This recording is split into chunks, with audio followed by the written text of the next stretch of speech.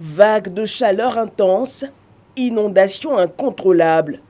La planète victime des agressions des modes de vie réagit avec des conséquences importantes, notamment sur la productivité des terres. Si les terres se dégradent, on affaiblit notre capacité à produire et donc on affaiblit notre économie. 99% de notre aliment vient de la terre. On n'a souvent pas fait le lien entre les habits que nous portons et la terre. Vous savez que le coton est produit sur terre.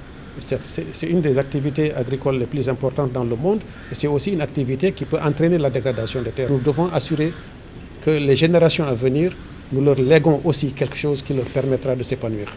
Ce mercredi, à la primature, le secrétaire exécutif de la Convention des Nations Unies pour la lutte contre la désertification est venu échanger avec le chef du gouvernement. La Côte d'Ivoire enregistre un taux de déforestation élevé, d'où son engagement à abriter la conférence des parties de la Convention des Nations Unies sur la lutte contre la désertification. La 15e session aura lieu ici au mois de mai 2022.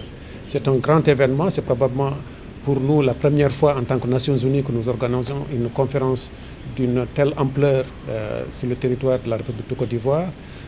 Et c'est un grand honneur pour moi d'avoir la confirmation du Premier ministre que cet événement aura lieu. À ce jour, 3 sur 4 hectares de terres immergées dans le monde restent impactés par l'homme.